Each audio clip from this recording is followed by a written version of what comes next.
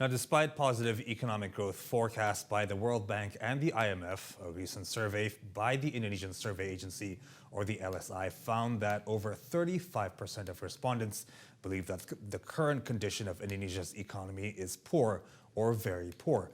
Despite this, the Minister of State-Owned Enterprises, Erick Thohir, said he is still confident that Indonesia's economy will experience growth of above 5% this year. Amid warnings of a potential global recession this year, the World Bank is still projecting Indonesia's economy to grow by 4.8%, while the IMF is forecasting 5% growth.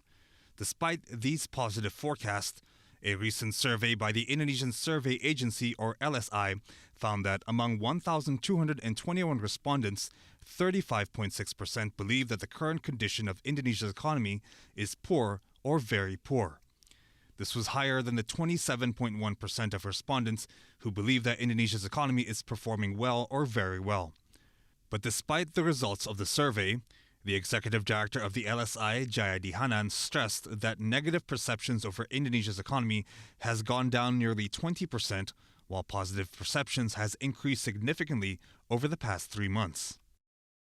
Ya, kalau kita lihat tren seperti ini, tren dibandingkan katakanlah misalnya 3 bulan atau 4 bulan terakhir sejak September tahun lalu, maka tren persepsi positif mengalami penguatan dari September ke Oktober, kemudian ke Januari, walaupun yang menilai negatif masih lebih banyak. Pada saat yang sama, tren yang menilai negatif itu cenderung menurun secara cukup signifikan dari 3 bulan yang lalu, dari 52% pada September menjadi 35,6% pada Januari. Jadi ada tren positif dari sisi ekonomi.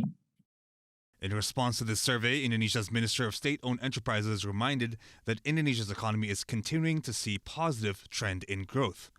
In the first 3 quarters of 2022, Indonesia's economic growth continuously increased from 5.01% in the first quarter to 5.4% in the second and 5.7% in the third quarter. In comparison, Indonesia's economic growth far outperformed advanced economies like China, the EU, and the US, which in turn saw 2 consecutive contractions in GDP last year. Indonesia's economic growth has been supported by an increase in investments outside of the island of Java, while overall investments into Indonesia exceeded last year's target, reaching 1,207.2 trillion rupiah. Meanwhile, Indonesia has achieved 32 consecutive months of trade surplus, while in 2022 alone, Indonesia's accumulative trade surplus for the year reached the highest ever level in the country's history. Surplus perdagangan kita ini besar sekali, 51 miliar US dollar. Ya, ekspor kita juga terus meningkat. Ini yang ditakutkan oleh negara-negara pesaing kita. Karena memang sampai 2045 kan kita direncanakan mungkin masuk top 4, top 5 ekonomi besar di dunia.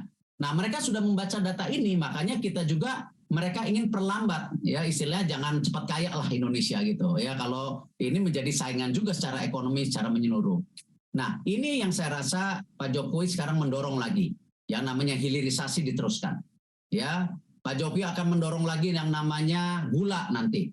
Bagaimana bisa nggak kita swasembada gula tahun 2030? As Indonesia's macroeconomic fundamentals remain strong, in 2023, the Indonesian government is forecasting Indonesia's economy to grow by 5.3%, while the country's central bank, Bank Indonesia, is forecasting inflation to return to its target of 3% plus minus 1%.